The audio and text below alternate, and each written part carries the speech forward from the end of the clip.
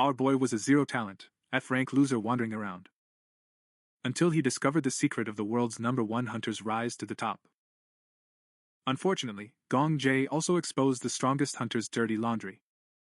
People called this man the Flame Emperor a genius and even worshipped him.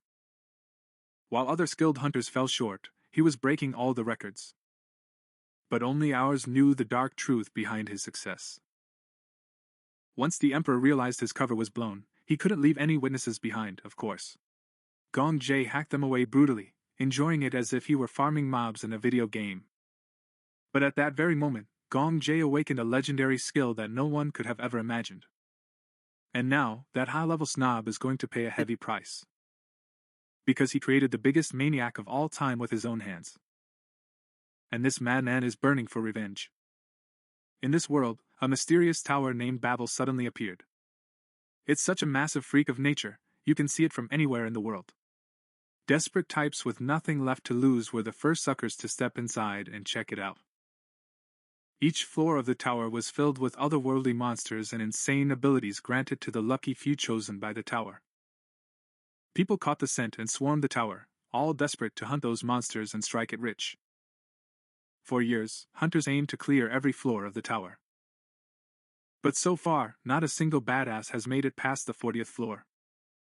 Then this guy showed up on stage. Wiped out 10 floors all by himself. It was something even the strongest clans couldn't imagine in their dreams.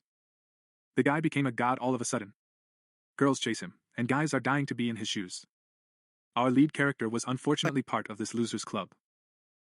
Stuck at F rank for years, he didn't have a single useful skill in the tower. Since childhood, his only dream was to climb those floors. The day the biggest clan failed a massive raid and that lone cowboy finished it solo, the Emperor acted tough in the interview, saying success belongs to those who deserve it. And he hinted that the end for those who opposed him would be death. At that exact second, our boy felt such a sick jealousy toward the Flame Emperor that it can't be described. But the system decided to do him a favor too. It finally happened. Gongja thought he had awakened a talent. The system said that between heaven and earth, you are the most envious and jealous soul alive. And just for that, he would give him a unique talent. Gongja remembered the other hunters, those flashy types who filmed their own awakening moments. He thought the system had officially insulted him. But what does it matter? A shiny, glittering gold card had ended up in his hand. It was definitely the level, that's for sure. Then the system revealed the skill's name. I want to be like you, an S+ rank talent. This crazy feature was supposed to kick in automatically.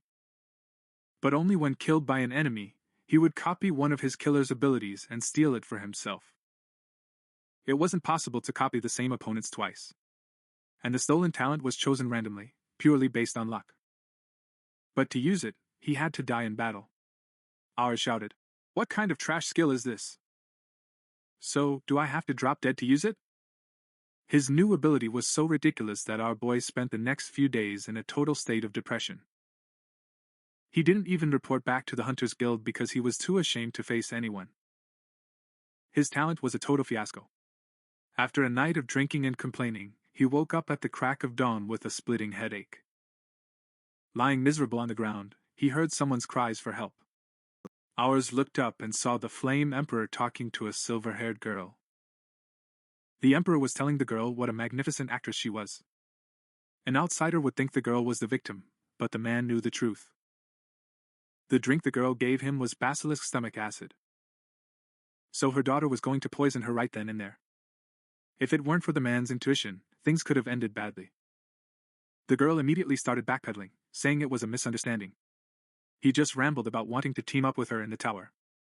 The Flame Emperor said we were waiting for this, but his intentions were actually malicious. Gongja was in shock after hearing everything. His brain couldn't handle this conversation. Was this a lover's spat or a showdown between hunters? Suddenly, the Flame Emperor grabbed the girl's throat and said there was nothing left to talk about. From then on, he would be the one asking the questions. The girl would just nod in response. If he tried to lie, that guy had a lie detector ability. So the girl had a hard time.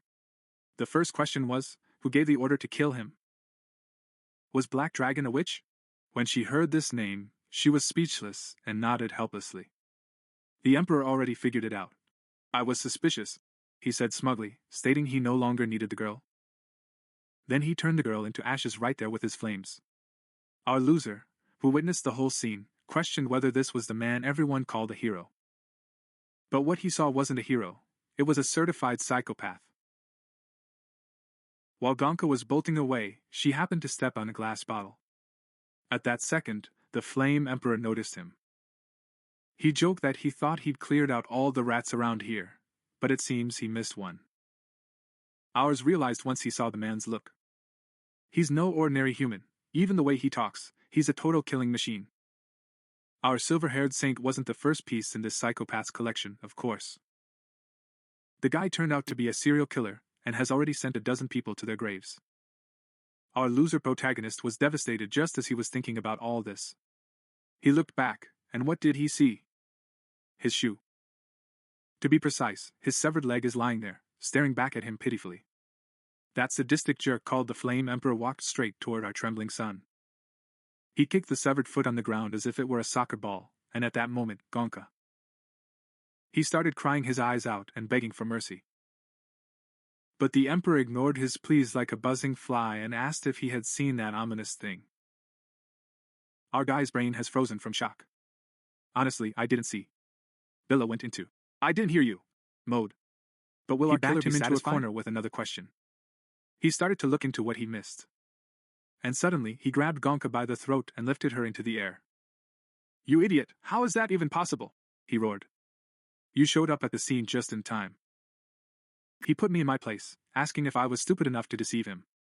He threatened her, saying, be honest if you don't want to end up dead like Azai's lying there. Our poor guy realized it right then. What stands before us isn't human, but a total demon. Turns out he's the man she admires. He was a creep who even watched himself.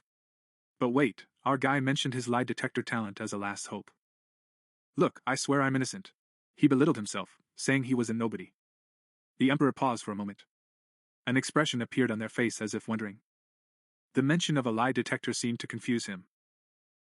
Seeing this, a light bulb went off in Gongja's head. Whoa, so this guy killed Azai's just because he was suspicious, without even being sure?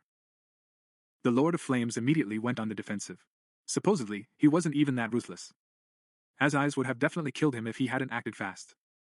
He's getting poisoned tomorrow. Tomorrow? Is this maniac seeing the future? Our guy couldn't help but ask. How do you know that, man? Our killer chuckled and said the birds told him, then added. Talking about lie detectors? You really must be innocent then. Gongja took a deep breath, thinking she was off the hook, my poor naive girl. He was so happy he finally convinced me. But the Flame Emperor dropped the bombshell. Sorry, buddy, you've seen too much. That's why he had to die, the inevitable end. When the angel of death arrived, his life flashed before his eyes like a movie. She remembered poor Gongja's days at the orphanage. Raging that he couldn't die in such a shitty way, he found himself in a strange, pitch-black void. The famous system window floating in the air before him. Ours wasn't asking why I'm dying, but why I lived such a miserable life. And that divine voice was heard from the system.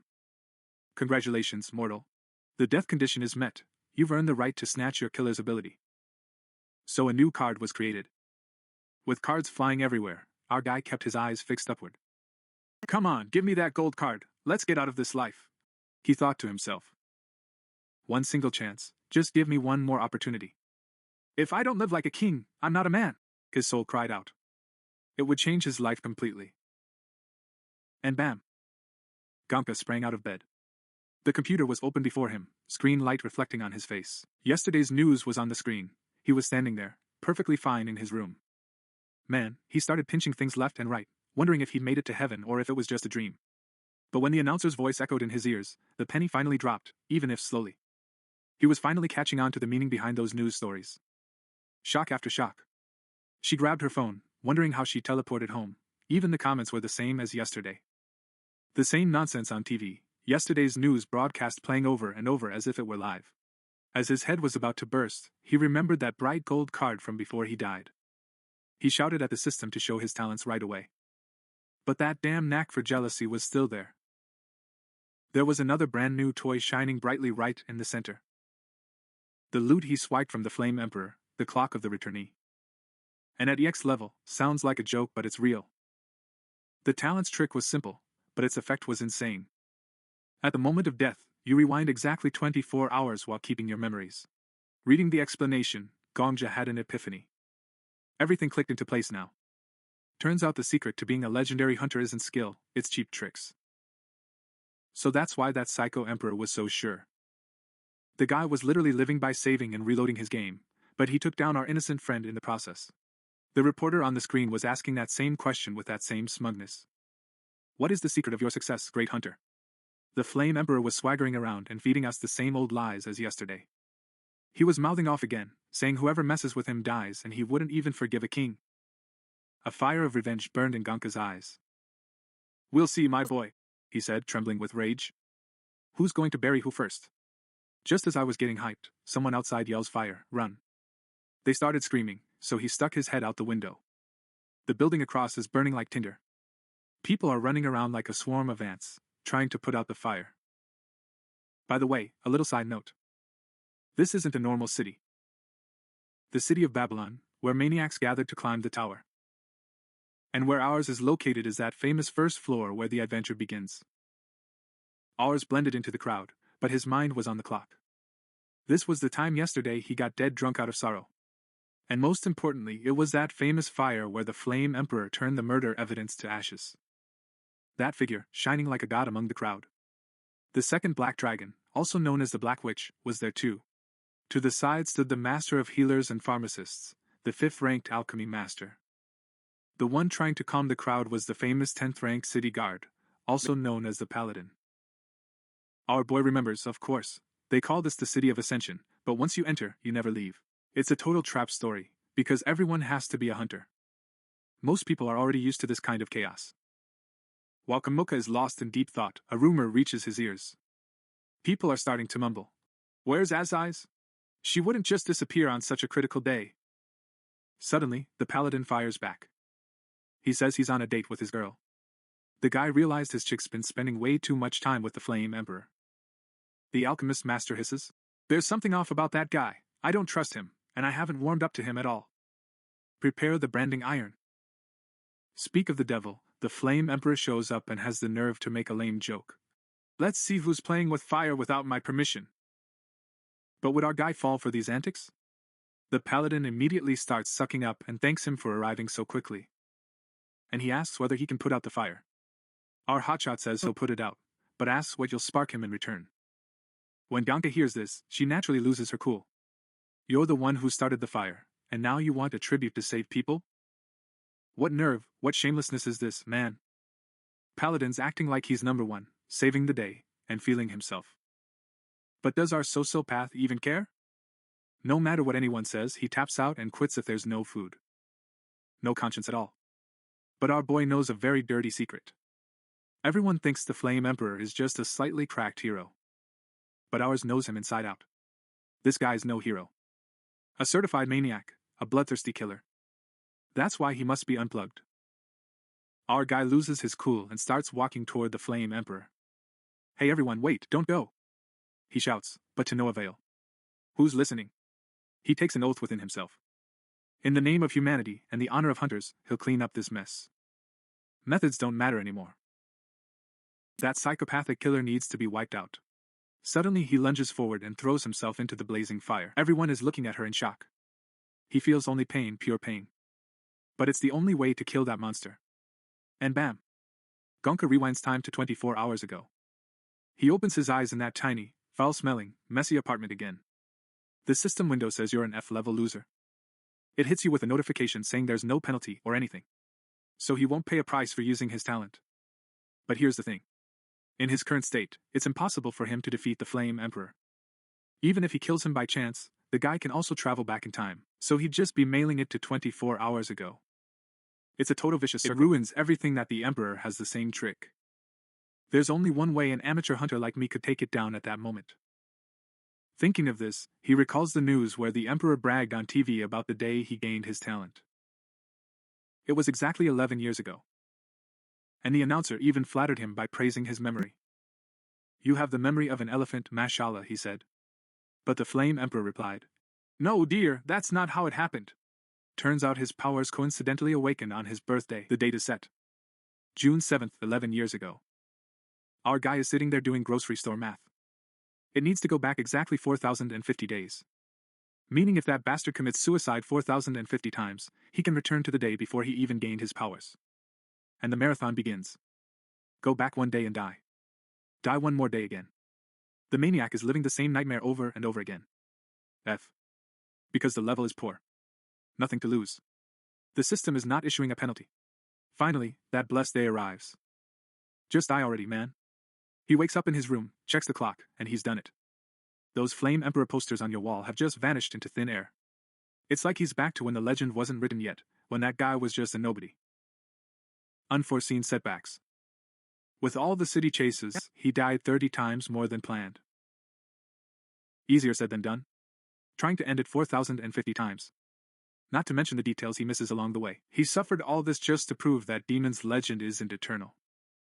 It's time to show everyone that a new era is beginning. 11 years ago.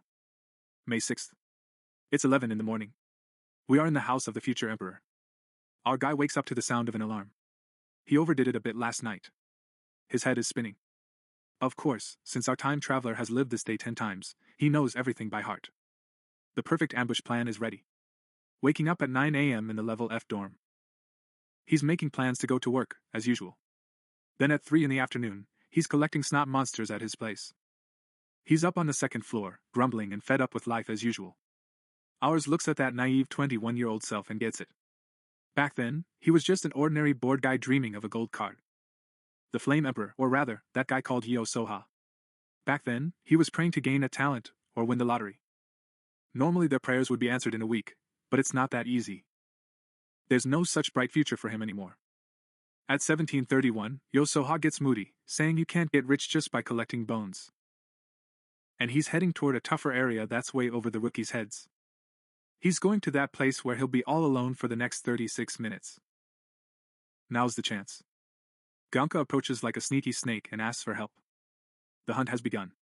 Our guy, suffering from a fake wolf attack, was literally begging for a healing potion. But Yo Soha, that look of disgust and rage on the man's face was truly something to behold. The only thing he cared about was whether the monster in that area was dead. If the target escaped, the daily quota wouldn't be met, and for the gentleman, that was a disaster much greater than someone dying. While ours kept moaning for the potion, the Flame Emperor just shrugged. No help was given if the daily task wasn't finished. The rule was simple, the heart was no different from stone. Still, if there were a substantial trade offer, things would change, of course. And our hero, playing the innocent lover, feigned ignorance, asking, "What do you want, man?" It would be foolish to expect charity from a hunter whose prey was ruined. While Soha played the victim, ours desperately said he'd pay whatever it costs. But the outcome was already clear. With death's cold breath on his neck, he had to drink the potion immediately. But Amma looked pityingly at Soha, this poor bug who still hadn't grasped the situation. Could someone in their death throes even bargain? So, was the value of your life really that cheap? When ours offered 20 gold, the predator's grin across from him widened even further. This money wouldn't even cover funeral costs. Accept it? Never. Yusoho wanted every single penny in those pockets. But here was the real kicker. Our cunning fox already knew this greed like the back of his hand. He could practically read the man right through. Looking at this poor hunter with only 60 coins, Yusoha didn't even bother to hide her contemptuous gaze. As Gongja handed over the last of her hard-earned savings, our cruel hunter gleefully pocketed the cash. "Don't worry," he said. "I'll spend this money for you like a king." That was the harsh reality of life in the tower. The strong take, the weak give. Our guy lost the money, so can we just get that damn potion, please? But Yusoha paused. The gears had started turning in that wicked brain of his. If he lets this loser live, he could come back for revenge later, right? And of course, our hero needed to live a life free of stress. No one who saw his face could survive. The cleanest solution was for this wretch to just drop dead right there. At that moment, she suddenly dropped to the ground and delivered a fatal kick to Yusuha's most precious treasure, right between his legs. This is how you live a stress-free life, not like that. Before he could even scream in pain, he drew his sword and slashed that arrogant throat in one stroke. But there was no stopping. He had no intention of leaving his work to chance. Even with a 1 in a million chance, he couldn't risk this scum waking up and causing him trouble. He kept hitting the body until it was unrecognizable. Just like a butcher. Yusuho was now nothing more than a lump of flesh, but something was still bothering our guy. Why did he deliver that cool line before landing the final blow? Then the penny dropped. After dying and reviving 4,090 times, though he turned into a cold-blooded killer, deep down he still wanted to act like a noble knight. Acting like you're in a sacred duel? Compared to his dirty tricks, this attitude was like an expensive suit that didn't fit him at all. To act like you're dealing out justice after slaughtering the innocent was pure hypocrisy. Just as he had this epiphany, a snarling pack of wolves burst onto the scene. Gongja smirked. These hungry animals wanted fresh meat. So Yusuhan's corpse. Now that his job was done, there was no problem with leaving the rest to the wolves. He walked toward a strange sand mound and began to paw at the ground. Bingo, a backpack and 3 bottles were waiting for him at the bottom of the pit. Hanley got out of those rags and put on clean clothes. Just as he thought it was finally over, he was beamed up to the first floor in a flash of light. The place was suddenly swarming with execution squad members. His heart was pounding. He was terrified they'd catch the heavy scent of blood on him. But he kept his cool. Despite that intense stench of death, he calmly walked past them as if strolling in a park. And a miracle! No one even looked back. Now that's what you'd call a perfect murder. No one had a clue. This victory deserved to be celebrated with an ice-cold drink. Heading straight to the bar. With a hazy head, he was in a good mood because that nuisance known as the Flame Emperor was finally history. People couldn't make sense of his cheerful mood. I'm celebrating, he said with a smirk. I've cleared out all the rough spots in my life. And in that moment of drunkenness, he just popped open the status window. He looked at the screen. In terms of combat ability, there was absolutely nothing. But even this couldn't ruin his mood, because what he realized was priceless. It was all a victory for greed and insolence. With the ability to rewind time, winning the lottery or knowing the future was child's play. He could have made a fortune selling the secrets of the upper floors that nobody knows about. Just as I was lost in dreams of wealth, the door opened and someone walked in. An old geezer wearing red sneakers with a suit. He turned to the bartender and asked for milk, but milk mixed with a bit of vodka and sugar. Ours couldn't help but wonder what kind of stomach this was. But the mood in the bar suddenly shifted, and everyone began whispering, staring at this old man. What is that man doing here? Questions were flying around. Squinting and looking closely, our guy found the old man's face strangely familiar. And a light bulb went off in his head. This man was none other than the era's top hunter, the legendary Sword Saint. Let's get to know this legend a bit. His real name is Marcus Calambari. Since it's been 11 years since they vanished, most people had put this name on the dusty shelves. But before the Flame Emperor appeared, this man was the one and only ruler of Kelly. The undisputed master of the summit. Our little dummy had no clue he was standing right next to the most powerful monster of that time. He kept comparing me to his own trashy skills. Who knows how many level skills this geezer has? He thought to himself. He was lamenting his own useless skills. Right then, a wicked light bulb went off in his head. What was his own talent? Stealing the ability of the person who kills him. So this meant the number one of this tower could just soak up those massive powers for free. The jackpot had come right to them. What would it matter even if the old man killed him? He really wasn't dying. He would just rewind 24 hours and pick up his life right where he left off. He immediately grabbed his phone and started reading the reviews about the Sword Saint. But it's strange. No one knew what kind of talent the man had. It was said he came from a noble and wealthy family in the north, leaving everything behind to enter the tower. It's a total mystery. Lost among the comments, ours finally accepted this reality. Killich Azizi was a complete enigma from head to toe. There wasn't even a single scrap of useful information. The place was just buzzing with neighborhood gossip. Ah. If only that old man. If only that attention seeker were even accorded the showman the Flame Emperor is. But things were different. Suddenly, that grumpy old man ordered someone to shut up. But our sharp-witted protagonist immediately realized that this lecture wasn't meant for him. Because this senile old man was literally talking to himself. At least some of the rumors turned out to be true. The guy had a few screws loose. Why is it that these guys aiming for the top always have a screw loose anyway? Wandering through the internet's garbage, our hero found a creepy comment claiming anyone who speaks before the Sword Saint is asking for death. This was a 100% true horror story, witnessed firsthand. According to the guy typing, if you wanted to live, you shouldn't have said a word to that old man. Legend says a group of high-ranking snobs clashed with the Sword Saint at the 9th floor hunting ground.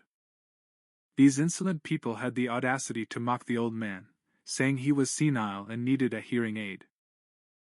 They even went further, looking at his face and character to imply that his grandchildren would also be terrible people. And after those final words, the Sword Saint split that man right in half, just like a watermelon. Anyone could have thought it was nonsense, but no matter what, mentioning his grandchildren in front of the old man was like pulling the pin on a grenade. Ours thought it was a great theory that could be tested. The Sword Saint seemed slightly tense. He paid his tab and left the place. The crowd of cowards, who had sat in silence until then, started bad-mouthing the old man as soon as they saw him take his weapons and leave, muttering to himself. Ours used the same tactic and slipped away. From that moment on, he went after that legend, the number one in the rankings. Where could it have disappeared to? Since he started following right after leaving, he couldn't have gone far. Looking beyond the crowd, he found his target and began to watch like a hawk. This was child's play, as it wasn't hard to find the only person walking around the great city of Babylon in those tacky clothes. Ours started wondering what kind of talent the man had. Did he have a power like the Flame Emperor, able to turn back time with S-rank abilities? After all, the Sword Saint reached the top even before the Flame Emperor. He definitely should have had a much bigger trump card. What could be even mightier than bending time itself? Right then, the Sword Saint suddenly stopped and muttered that this was a good place to finish things. Our guy was stunned by these words, and the old wolf called out to the mouse hiding behind the trees, shouting that he could come out now, as no one knew what would happen next. Emerging from his hiding spot, our hero was about to apologize for his rudeness and asked the Sword Saint for a small favor when, to everyone's surprise, the old man burst out laughing. The Sword Saint asked if he was following so amateurishly on purpose, and whether his goal was to be noticed. But in this case, the one who was truly shocked was our main character. Our poor guy, without even a paring knife, started breaking into a cold sweat when he saw that lethal steel glowing in the Sword Saint's hand, ready for war. That made no sense at all. Is this anger all because he's following her? The Sword Saint remarked on how skilled his opponent was, noting such excellence is expected of a world-class assassin. Ours is totally confused. Before the old man even brought up the grandkids, he'd already made up an excuse to kill him. Our guy claimed to know nothing, but the Sword Saint shouted that he'd been acting all along and wouldn't fall for his tricks anymore. Our Gongja really didn't understand what the man was talking about. Because no matter how you look at it, he was an ordinary citizen and didn't have the look of an assassin. He was even proud of his ordinary appearance. But the Sword Saint had already drawn his sword and ordered him to be silent. He explained that he has many talents, and among them, a cursed eye ability that shows how many times a person has killed. That's the moment our guy figured it out. Yes, murder was murder. The person he killed was going to burn the world down in the future. He couldn't have known then that he'd turn into a monster. But in this timeline, there was no time to explain. He thought he saw the number one above the old man's head. Our guy tried to explain that he didn't want to seem like he was making excuses, but that he had a valid reason. But the Sword Saint fell silent, looking on with disgust. Because to him, the one standing there was a bloodthirsty demon who had taken countless lives and tried to justify himself. Fine, the Sword Saint wasn't exactly a perfect saint either. But at least he didn't commit mass murders like ours. Our hero didn't understand a thing. Where was all this talk of mass murder coming from, when I'd only sent one single person to the grave? The Sword Saint said ours is a disgrace to society because the number of people he's killed so far is exactly 4,091. Hearing this, a bolt of lightning struck the main character's mind. He had killed his enemy only once, but he killed himself 4,090 times just to return to the past. But in Obuna's eyes right now, he's not just a victim, he's taken exactly 4,090 lives. He was a vicious serial killer. From that moment on, it wasn't about copying abilities anymore. As long as the Sword Saint had that cursed ability, no matter how many times they met, he would try to kill him every time he saw him. The old man struck with a deadly move, but our guy dodged it just in time. But the Sword Saint had already judged that the opponent was an irredeemable monster. He was a top-tier assassin, so he dodged that fatal blow like a snake. But things weren't looking bright at all for our poor main character. Just as he went into full survival mode, call it a twist of fate, he tripped over a damn rock and hit the ground like a sack of potatoes. Clearly, the main character's first escape was a total stroke of luck. But this time, there was no escaping death. However, just before the Sword Saint could deliver that final, legendary blow, he suddenly shouted, "Shut up," into the air. Our boy's brain fried when he noticed the Sword Saint talking to himself, thinking the old man was having a schizophrenic episode mid-battle. But wait a minute, maybe this was one of those legendary skills. Or maybe it was even telepathy or something. He'd heard rumors that you had such twisted skills in the tower. So probably, the Sword Saint was arguing with someone about that cursed kill count glowing over his head. But this situation was a total disaster, because if his secret got out, he'd be the one hunted, not just by the Hunters Association, but by those arrogant major guilds too. The most psychopathic bounty hunters will be on your tail. And his story would end tragically with a public execution on the first floor of the tower. He could never let this happen. He should have just dropped dead right now, without even waiting 24 hours. Right at that moment, our guy jumped to his feet. And he asked that poisonous question about whether his grandchildren were safe, striking the Sword Saint's greatest weakness. He added he'd heard how decent his family in Northern Europe was. But you know, the outside world is a dangerous place, and accidents can happen at any time. And should anyone accidentally find out that he was the Sword Saint, he wanted him to imagine what could happen to those precious grandchildren of his. And of course, the second he finished that sentence, his world turned upside down. His head was severed and floating in the air. He didn't even see the last attack. Even so, he secretly admired her. Bursting with jealousy, he longed to possess that magnificent, masterpiece-like attack. And so the curtain fell, and our hero kicked the bucket once again. He was back in that familiar gap, the one with that damn window. As the system generated the ability cards, his heart felt like it would pop out of his chest. Because he faced the skills of two top-ranking monsters. Just like with the Flame Emperor incident, there was only the right to choose a single card as a reward. But when he looked at the cards, he was absolutely stunned. There wasn't even a single gold card there. This was a total fiasco, because unlike the Flame Emperor, the legend of Sword Saint Marcus Callenberry was written with pure skill, without a single S-rank ability. Gongja fell to his knees in shock. He hoped there was a broken, overpowered skill hidden among those silver cards. There were only 3 bronze and 4 silver cards.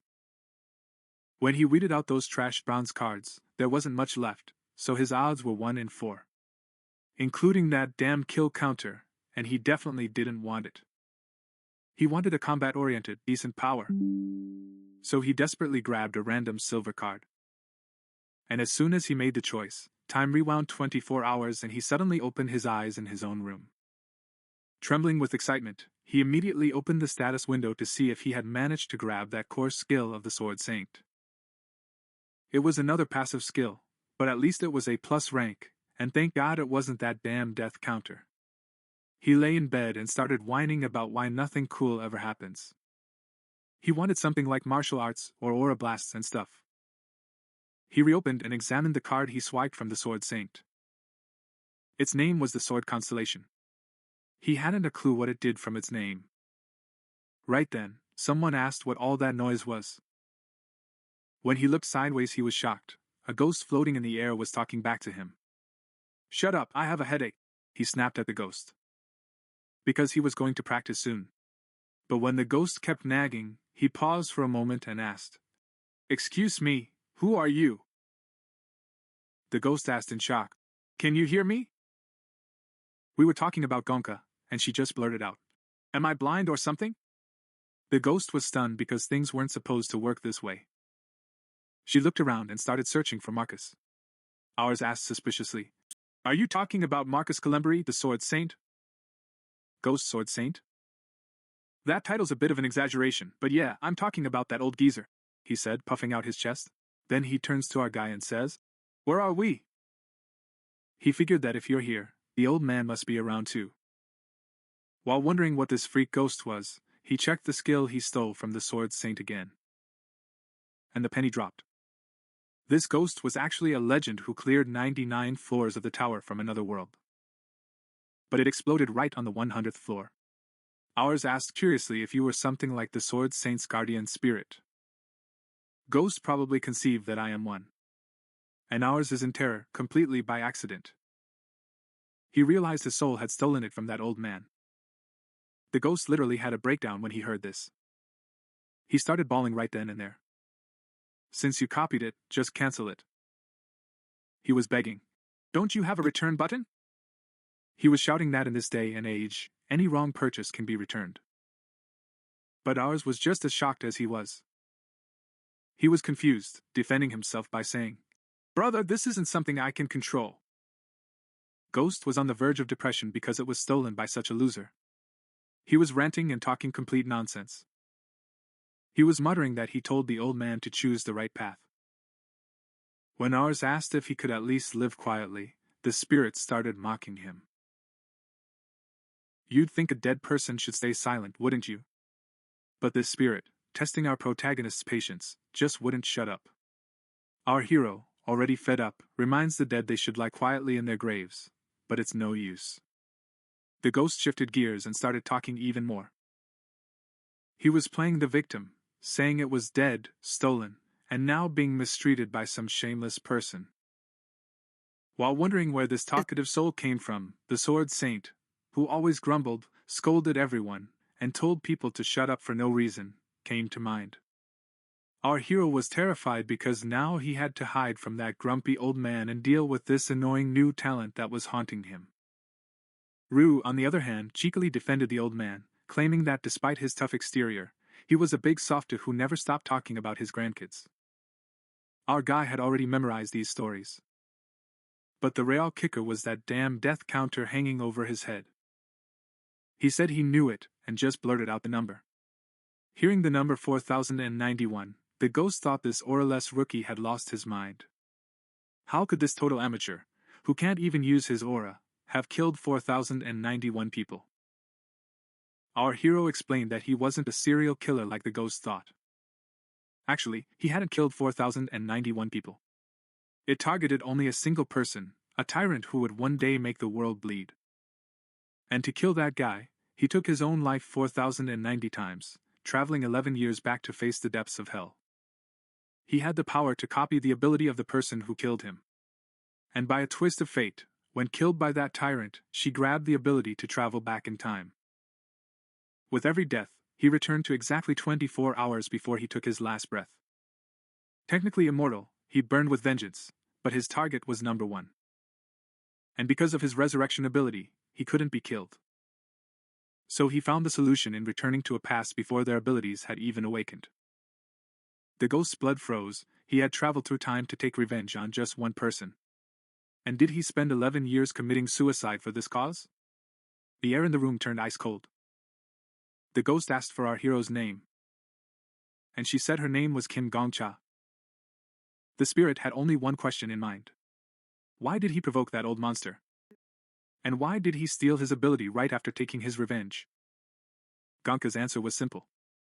Because he was number one, and the fastest way to get stronger was to seize the power of those at the top. The ghost gave her a meaningful look. The reason he was so honest was that no one else would ever hear these secrets. After all, no one could see him. Our hero confirmed this finding. At that moment, the ghost asked him to stand up and began to examine him. Gongja's body wasn't bad, she just needed some training, and her eyes sparkled with ambition. Ultimately, deciding our boy wasn't so bad after all, the spirit asked him to hunt monsters for it. When they moved to the tower, Gongja asked if the ghost was only after those slimy slimes. Ghost confirmed it. At that moment, our hero swung his sword, but the slime he cut turned giant and tried to swallow Gongja's body. Yet he managed to slip away from this foul situation with ice-cold calmness. Ghost said this was the exact ore he was searching for. When our guy didn't get what he meant, the ghost spilled the beans. He was known as the Sword Emperor when he was alive. He was born in another world and managed to climb to the very peak, the top of the tower that appeared in his own world. Gongja was in shock. This soul was truly a maniac because even the Flame Emperor was stuck on the 40th floor, while this man had reached the 99th. The Emperor added that those at this level can sense one's talent with a single glance, and his reason for wanting him to hunt was to observe his abilities. Hearing this, Gongja groaned in disappointment. She had wasted her time because she had zero talent for fighting. The ghost flared up in anger. He should have stopped the nonsense. He had an enormous talent. Our hero asked if she was joking. But the ghost was serious. Of course, he wasn't talking about martial arts talent. His movements were clumsy, his body was stiff, and he had no sense of aura.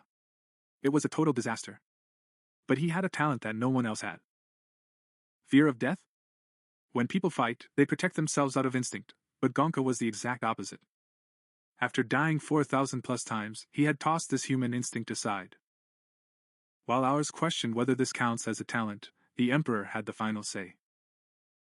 Skill wasn't just about raw power. Actually, anyone could acquire skills throughout their life, and the hardest thing to gain was overcoming the fear of death. This was a legendary event in itself. Gongja froze. No one had ever told her this before, not even herself.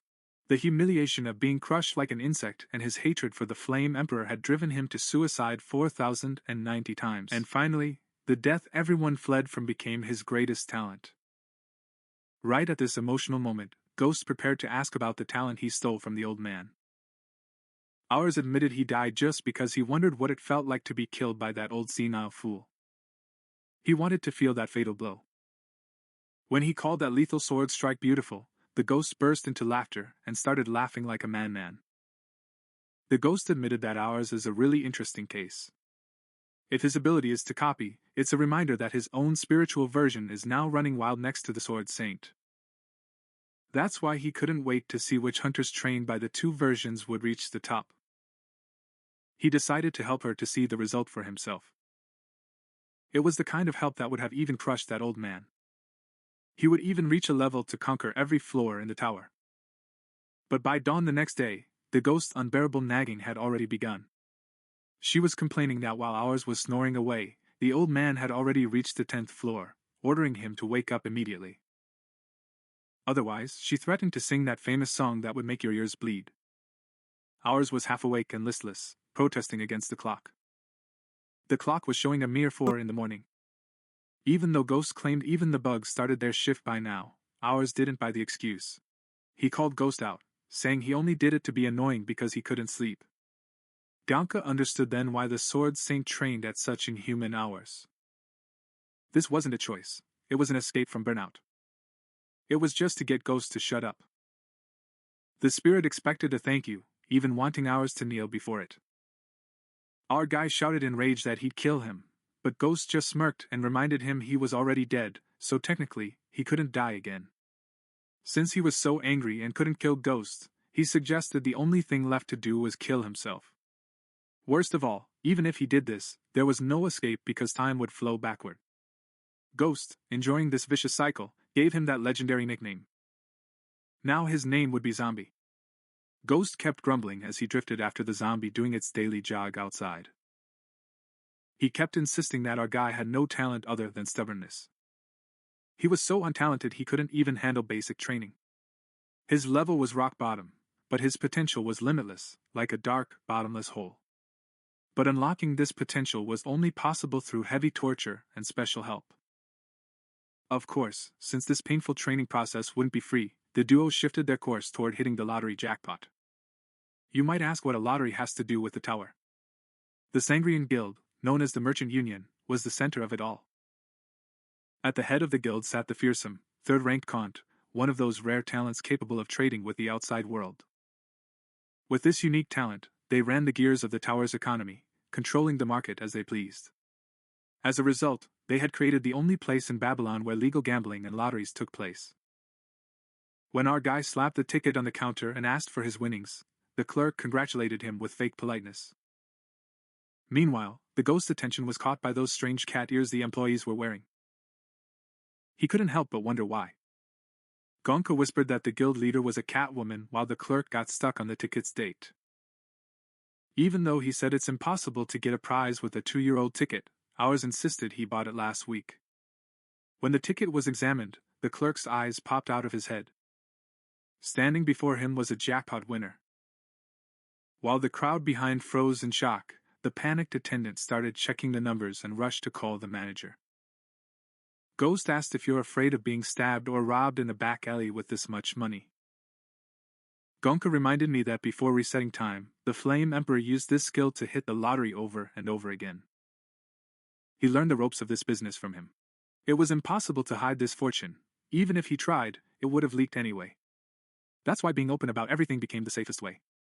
If the winner were attacked, the Sangreon Guild would pay the price. Right at that moment, Guild Administrator Arthur Tyler, nicknamed the Vault Guard, made his entrance.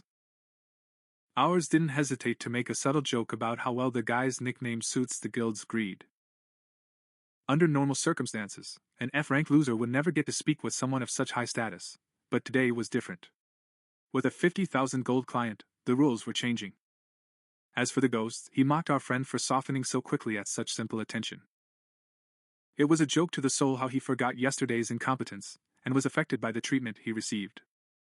While he was dreaming of strangling the ghost, he told himself his soul shouldn't be affected so easily. To him, everyone in the world was just a stepping stone, existing solely to be crushed by them. Gongja concluded that everyone with Emperor in their name is a total armor nut. Arthur asked if our friend was having some sort of trouble. Ours just brushed it off, saying they were a bit scattered. Arthur showed his relief. He was worried she'd been mistreated before she arrived. Gongja began to wonder if this man was an angel. They soon entered the VIP room, and finally, that dazzling prize stood before him in all its glory. 53,000 gold. When he heard the number, our boy got a lump in his throat and just stood there, swallowing hard. In the world he came from, this fortune was worth exactly $5 million. With this money, he could have lived like a king for the rest of his life. His only goal was success, and he had already achieved it. But it wasn't enough. He decided to rule this tower not as a simple hunter, but as a sovereign. How he earned this money was just a tiny step in the grand scheme. His eyes had seen treasures far more dazzling than this in the past. Ours gestured to Arthur that keeping the money in the safe would be the most sensible thing to do, because most winners would choose this path. Even if he had the strength to carry the money, there were too many vultures breathing down his neck. That's why Gongja wanted to buy an honorary membership from the Sangreon Guild, existing in name only. Surprised, Arthur asked if he already had a guild, but the answer was a big no. The ghost was impressed by his cunning. Because a guild wasn't just a group of friends, it was a ticket to survival. There was only one reason people joined guilds. It was about saving his skin and being protected. Even with the Hunters Guild and the guards on the first floor, the city was so wild that trusting them was suicide. The Flame Emperor is the bloodiest proof of this. And how the Sword Saint looked when our boy changed. The Flame Emperor bowed to no guild, constantly boasting of his freedom. Even though he hit the lottery many times, he never paid any protection money. Someone of his level rejecting guilds probably pissed them off, and that's likely what was behind that poisoning incident. Our guy asked Arthur for another favor. He needed a cheap single room. Also, if a journalist asks who won the award, it would be enough to say it was an anonymous honorary member of the Sangreon Guild. Arthur fell silent at these paranoid yet brilliant words of ours, and stated that everything was ready. Ours knew the world is a dog-eat-dog place, so he had to be ready for any disaster. Ghost was stunned to see what our guy accomplished all by himself. At first, she thought he needed a diaper change. But at that moment, there was a strange look of happiness on his face. Ours thought this was obvious, since it was only the beginning. 4,000 deaths. 4,000 long days sacrificed just to go back in time. He hadn't been able to enjoy this before, because he was obsessed with that bloody revenge. But now, it was time to enjoy that immense power in his hands. As they left the Merchant Guild's gate, Ghost reminded him that the real lesson was the hunt. And now that he could afford to pay, he wondered what the next move would be. Ours probably thought he should find a competent teacher. The ghost then scolded this fool, who couldn't even see the master right under his nose. However, Ghost added that scrolls to teach martial arts or potions to enhance physical abilities were essential. But his current level was so low that it was impossible for him to learn a damn thing from reading scrolls. That's why potions were his only hope. And it had to be the best of the best. While ours questioned how good they had to be, Ghost paused and said they had to get them from a place called Alchemist Castle where healers ran rampant. Gongja knew the goods there were skyrocketing in price. But Ghost warned him that his pockets are full now and not to be stingy. He just had to make a good deal. Maybe she could even score a discount. As they rushed there, Ghost suddenly braked and told ours to hide. Because it's a very important detail about the shop they're going to. He had jumped. That old geezer got his potions from there too. Ours asked why he hadn't spit this out sooner. Because he should have eliminated such a risk from the start. Right at that moment, the sword saint stopped in his tracks, turned his head, and looked toward where our guy was. Gongja froze in shock, not knowing what to do. Should he have just hightailed it? Fortunately, the sword saint turned around and left. Ghost said the situation is a disaster. Because if that old man's there, he'll drain every potion in the shop. And told ours to get out of there faster. When they reached the shop, they noticed the old man had already rushed inside. And the ghost began to grumble. The training thing was a bust. Because it was the best shop in the area. And that old geezer probably wouldn't have left a speck of dust on the shelves. Our guy weighed the situation in his head. Walking into the same shop as a monster like the Sword Saint was asking for trouble. But he was determined to follow a different path. Looking at his phone, he saw that the name wasn't in the top 100, or even the top 300. Suddenly, he muttered that maybe they wouldn't need to spend such a fortune, and that they could find much cheaper, much more effective potions. A short while later, he arrived at a dilapidated shanty town where everyone was giving him dirty looks. Ghost interrogated our guy. Did he really believe there was a worthwhile alchemist here? But ours argued he wasn't just anyone, but a once-in-a-generation genius. Naturally, the ghost thought ours had lost it. Why would a genius live in a dump like this? While Ghost was grumbling, the lowlifes nearby were giving him those predator looks again. But it wasn't just about the look. They were calculating whether it was worth robbing this sucker. But when they saw ours talking to himself, they figured he had a screw loose and gave up on bothering him. As they walked through those filthy ruins, a woman's piercing scream tore through the night. Direct hit. The poor girl was screaming that she'd starve to death if they took her supplies. But the bullies across from him didn't even care. They tossed the girl aside like trash and seized her assets. While the bald guy told the girl to quit, the crowd nearby complained about potion prices. While folks were yelling, "Rip off," the poor girl stood her ground, trying to defend her quality. He claimed he works for pennies and that even if they searched all of Babylon, they wouldn't find goods like this at such a price. You should worship me for opening a shop in this stable. They were showing off, but who cares? When people ignored him and walked away, he shamelessly shouted after them. Are you going to buy it? Of course, the comeback was like a slap in the face. I wouldn't take anything from a lowlife like you. Even the ghost was stunned at this miserable sight. She asked if even your generation is this pathetic. Our guy approached the shop's ruins with confident steps, as if to say, "Are you blind, man?" Because we weren't facing a mad alchemist, but a legend of the future, a hidden gem. She was the genius girl who would later reach level 5 and take the throne of the alchemy castle. The girl went straight into merchant mode. "I'll do whatever you want, just say the word," he said, asking for the order. Our guy dropped the bombshell. "I want 20,000 gold worth of goods." The girl's eyes just popped out of her head. Gongja was plotting. She needed strong backers to climb to the top. This girl was going to be his golden goose, so they burst into the shop, playing the part of his most loyal customers. The place looked like a war zone, and the ghost started nagging again. "Are you sure, son? It brings no cure, only poison." The girl was still checking if she was dreaming. The poor thing had never seen that much money at once.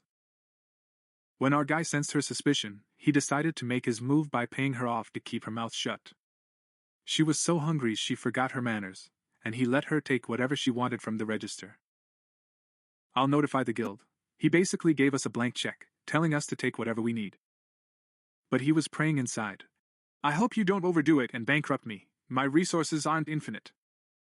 Just as she was about to get to work, she suddenly got serious. If you want illegal drugs, there's the door, he snapped. His shop is ruined, his stomach is empty, but his pride is intact. He had the courage to push away thousands of gold pieces.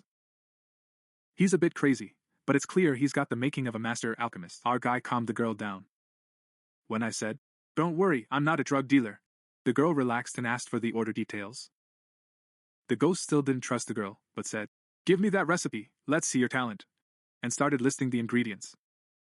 Her hand shook as she took notes, but when the recipe was done, a spark lit up her eyes. This is a legendary potion that boosts response time," he cried out. Even the ghost was amazed by the girl's intelligence. When she lost it and started that science geek talk, the place turned back into a middle school club. Wow, they said he really knew his stuff, but our guy cut the chatter and got to the point. When she heard it would take 4 days, the girl tried to explain herself, clearly embarrassed. But ours was grinning on the inside. In your past life, it would have taken months, even years, to get a date with this girl. What's 4 days anyway? My flower. With that, they left the shop. The ghost was still whining. This girl's all talk, she's gonna scam you. Don't say I didn't warn you. Ours didn't care about the paranoia and asked the real bombshell. Where did you swipe this legendary recipe from? Turns out our ghost created his own masterpiece by testing every kind of potion while he was alive. Ours smirked, see? Even that girl you don't like tipped her hat to your recipe. Mock, he said. He said within 10 years, this girl will be the queen of the scene. But the ghost still didn't believe it. He said he'd take the money and run, but 4 days later, the situation was the exact opposite. Supplies ready, potions bottled, and 3 crates of miracles were set for delivery. 30 bottles in each box. Normally, it would have taken the guy a month to collect this much stock. But now, it was 15 times more profitable than buying it from a shop. Now that's what I call a trade that feels like cheating. Ghost Grandpa's advice was noted, but our boy's mind was stuck on the alchemist girl. The poor girl is in shock, of course. Since she doesn't even trust herself, her mind is racing as to why this rich snob gave her an order worth a fortune. He glanced at the prescription thrust into his hand, and his eyes widened in shock. Because in the whole Tower of Babel, there were only 2 people brave enough to do this. Our guy is scoping the place out. People see her as crazy, but our main character has some tricks up her sleeve, of course. Because this sloppy guy standing before him was the future drug lord and the most legendary pharmacist of his generation. It wasn't just talent. He was the big-hearted hero who came running at full speed to help while the city was up in flames. Plus, she was as smart as an angel and didn't fall for that fake flame emperor's lies. It would have been pure stupidity for our cunning boy not to win over someone with such a strong character. But of course, if he said these out loud, he'd be seen as a creep. So he tried to hit on me by saying, "You seemed like such a nice person to me." And he stepped on it. "You're already going to be successful like a king." He praised her to the skies, saying his help was just the icing on the cake. He's fed up with watching psychotic maniacs succeed, so he's pushing the philosophy that decent people need to look out for each other. He wished the best for both of them, and the funny thing is, even if you hooked him up to a lie detector, every word he said would come out true. He probably couldn't have been more honest in his life. The girl got all fired up and immediately switched to "let's get rich to save the world" mode. While our guy was making a cool exit, the girl called out to him. He swore his loyalty, saying, "Whatever you want, your order is my command." Ours was quite happy with this special treatment, and slipped away with a nod of thanks. But would the ghost grandpa behind him just stand there? He started making fun of me right away. What does he mean? Hunters like us. He's just bullying the kid, calling him a loser. Our guy turned beet red with shame, but he dropped the subject, told his grandpa it was training time, and they headed up to the 3rd floor of the tower. When he saw the level of the monsters in front of him, he got cold feet, of course. He immediately turned to the ghost and asked, "Master, give me some tactics, what are we doing?" The ghost calmly said, "Down the potion." Our guy gulped it down, but the taste was just like store-bought lemonade. As honey and lemon flavors danced on his tongue, his body suddenly jolted as if plugged in. The world shook like a cradle, and his sweat glands went into overdrive. As for the ghost, he was grinning wickedly because the girl's property was secured. Emotions were through the roof. Adam can literally count every single hair on his head. He could feel even his own breathing in ultra-high resolution. He was so high he could feel every drop of sweat as a living thing. His perception of reality had soared to the heavens. Ghost said, "Son, that flutter in your heart isn't love, it's aura. This power exists in every rank entering the tower, but most live and pass like weeds, unaware. If he wanted to stand up to that old geezer with the sword, learning to control this energy was vital for his survival. Normally he should have reached nirvana sitting cross-legged, but he has neither the talent nor the time. Because he had no talent, he had to work like a slave. Run for your life when the monster lunges, or we'll be eating your funeral halva," the ghost said. Thanks to the potion, the world had entered slow motion, but his body was lagging like a computer with no internet, failing to respond to any commands. His lungs were about to collapse while running, but the ghost egged him on, saying, "Come on, champ, don't give up. Orcs are single-celled creatures anyway, their patterns are obvious." His attacks were so simple that once solved, it would be child's play. Put the power in your legs. Getting there seemed easy, but since he couldn't even control his own feet, success felt like a pipe dream. He still had to do it. Suddenly his heart started pounding as if it were about to burst out of his chest. His body shook as if electrified, and in that second, he managed to dodge the orc's sledgehammer by a millimeter. He teased, asking if the ghost wasn't as easy as it seemed. Because ours doesn't have the veins for energy to flow through. It's a clogged sink, you know. His body was like a path choked with brushwood, and without turning it into a highway, the aura couldn't flow. If he can feel that energy right now, he should thank that girl. Otherwise, under normal circumstances, he was a total fiasco, a total loser. While Hyalet was blabbering on, he was desperately jumping around, fighting even as he was losing consciousness. What if I turned this road into a highway? He asked himself. It was eating him up because this situation was so frustrating. The ghost was right. It really was an abandoned road full of rubble. But if it overcomes this obstacle, that old geezer would have sent you to the grave in one single move. You remember, right? The ghost asked. By rubbing salt in the wound. Our guy nodded as if to say, how could I ever forget? But Ghost downplayed it, saying that move is basic and anyone could do it. So even that legendary old man was actually just starting out. There was still a long way to go. Ours couldn't even give an answer. He was about to burst with envy. But right then, in that moment of crisis, he had an epiphany. Orkin ducked away from the move and took such a position that even Ghost was shocked, thinking, wow, this kid has got skills. What he did was a total work of art. The moment he drew his sword, Orkin lunged at him like a deadly storm. At the moment of attack, Ghost had already started nagging. Never let your guard down, kid. The skins of these orcs are like leather. If you don't keep your aura at your blade's tip, they'll use you like a sacrifice. Easy for you to say. But in theory it was simple. He had to pour all his soul power into that sharp tip. Our guy struggled and strained to channel his aura into the sword, and finally, he managed to do it bit by bit. He slashed through that thick hide and struck again and again until he pierced the beast and finally brought it down. The ghost asked with a smirk. Does it hurt? Wouldn't it hurt? His veins looked like they were about to burst. He couldn't even set up a proper channel. It felt like it was burning inside. That pain was even worse than the cold breath of death. He literally wrecked his poor body just to kill a single orc. It was falling apart everywhere. Still, his last move wasn't bad. Give credit where credit is due. A hunter uses their head. While Ghost was busy philosophizing, our guy was on the ground, writhing in his death throes. Ghost, you feel like you're going to die, don't you? Because he joked about how you're actually dying. Without the ability to return, it would have been wrong. If it weren't for that damn talent, he'd never suggest the suicidal training. Even that old geezer who drank the potion used to meditate. He wouldn't wear himself out like ours did. But every time she dies, time will flow backward. It's magnificent, isn't it? No matter how hellish the training is, going back in time will get my body in tip-top shape. Still, I had to find a different way to keep that damn death counter from rising. You can't just keep dying. Now that you've figured out how to use the aura, the rest is child's play. He just needed to die 100 more times. And the expected end. Our guy kicked the bucket. It fell into that dark void.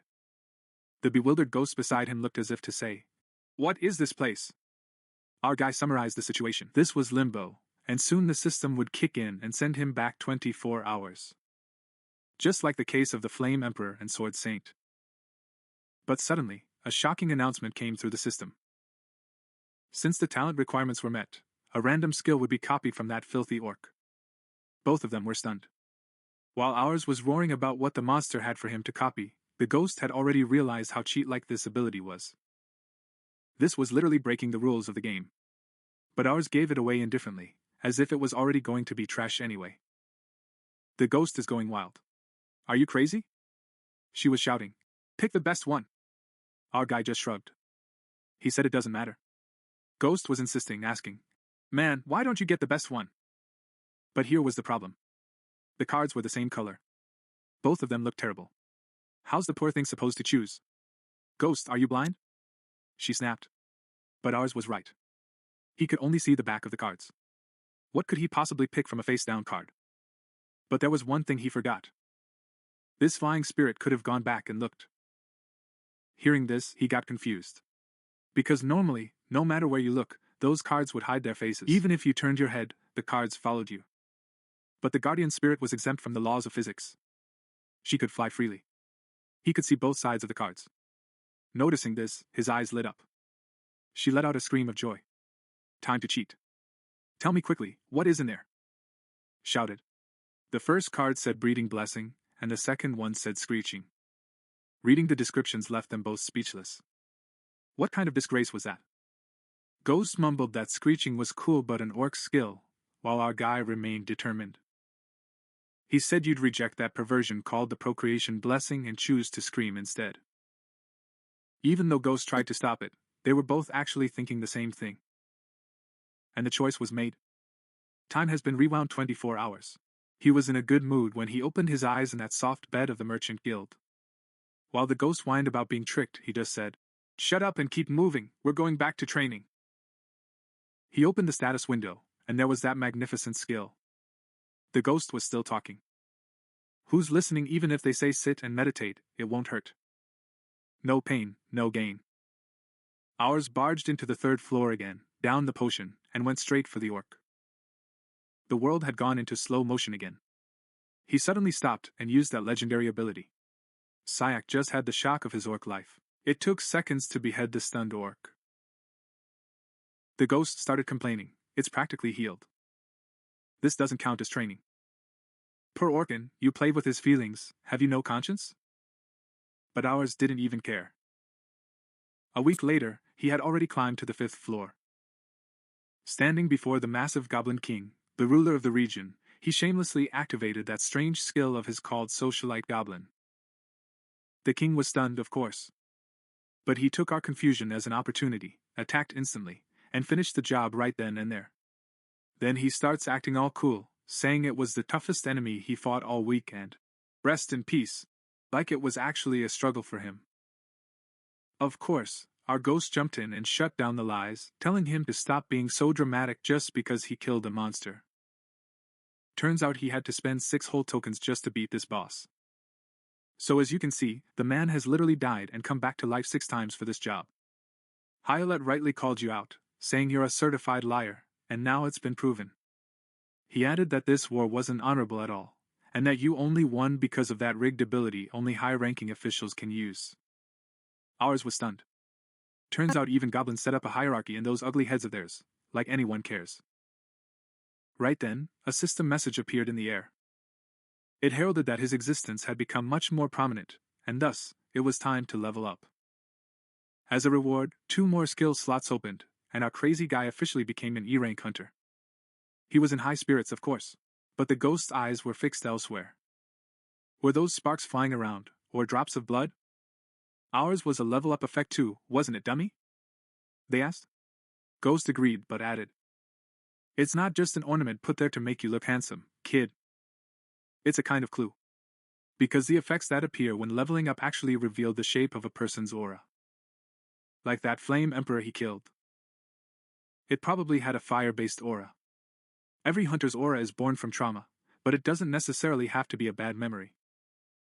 But it always depends on that life-changing breaking point, and this is perfectly reflected in the shape of their auras.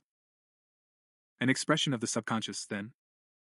It looks like our guy's aura was made of nothing but fire or blood. Not surprising at all. Ours curiously asked about the Sword Saint's aura. And Ghost immediately hit me with that famous moonlight metaphor. The Sword Saint got lost in the mountains when he was just a little kid. The poor thing climbed all the way to the top just to survive. And he fell in love with that bright sky he saw there.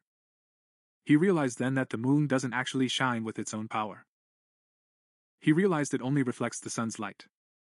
And she thought to herself, I want to shine just like that moon. At least that's what he thought at 12, and he's carried that dream ever since. But anyway, let's get to the point. Ghost, let's go, to the 6th floor. Before we knew it, he already had his eyes set high, straight on the 10th floor boss. Ghost warned him not to bite off more than he could chew as a rookie, but his answer was ready. That wasn't the point. He called their bluff. If I can't clear the 10th floor with 2 coins, I'll call you master for the rest of my life. Ghost is in shock. How is a single mortal going to defeat that boss? Ours doesn't even care. His mind is full of schemes. But he had one condition. Ghost was about to expose the 10th floor boss's abilities in great detail. And if ours won, the Ghost would have to address him by that very polite, very cool title, Gomen-sama. Then she poked at him, asking if he was too chicken to eat it. Ghost, you're getting too cocky, brat, he fumed. He was about to pay the price for defying the Sword Emperor. Prepare yourself, he roared, because from this moment until the end of your life, you will call me master. But ours didn't have the slightest look of fear. He was as sure as his own name that he wouldn't be the one serving. The two were laughing together, but the scene looked terrifying from the outside. A lunatic laughing to himself. When they reached the 10th floor, the guards blocked him immediately and said, You can't enter. When asked why, the guard spoke plainly. I can't let you commit suicide in plain sight. Are you going to fight the boss alone?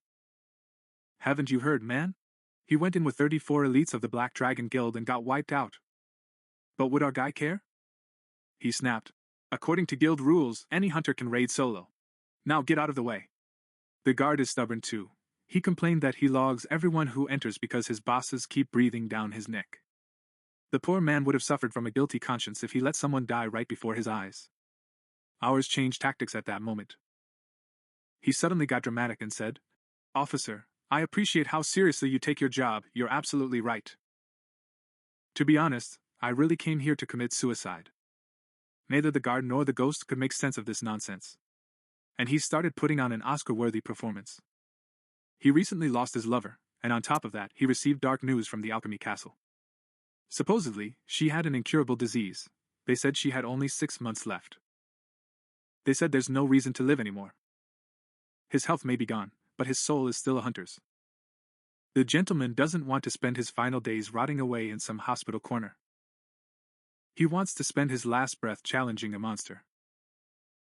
The soldier fell for these lies and couldn't hold back his tears, of course. Our guy took the role too far and pressed a bag of money into the man's hand. Take this, he said. It was the money I saved for my treatment. And he makes the final shot. I already want to just fade away from this world. I must vanish without leaving a trace. Even the devil would take his hat off to that lie. It was like his final wish as a hunter. Even the guard let him pass, as if saying he hadn't seen a thing and didn't care what happened to him. Even the Ghost is disgusted by this sight. He asked, Are you idiots? Are we making a movie here? And finally they passed through that door, presenting the official area of the 10th floor. That cursed floor that should have been cleared by the Flame Emperor long ago under normal circumstances. But this time, our main character would write a legend far greater and bloodier than the Flame Emperor's. Our boy cracked the mansion door open and found those disgusting dolls inside, staring at each other and giggling, asking if he'd play with them. He activated his ability at that exact second. And let's play, he roared. But wait, let's rewind the tape a bit. Let's go back to when the Black Dragon Guild held the strongest position since the tower opened and never let it go. Unfortunately, they had failed for the 30th time during the raid. Reporters swarmed like vultures, asking what caused this fiasco.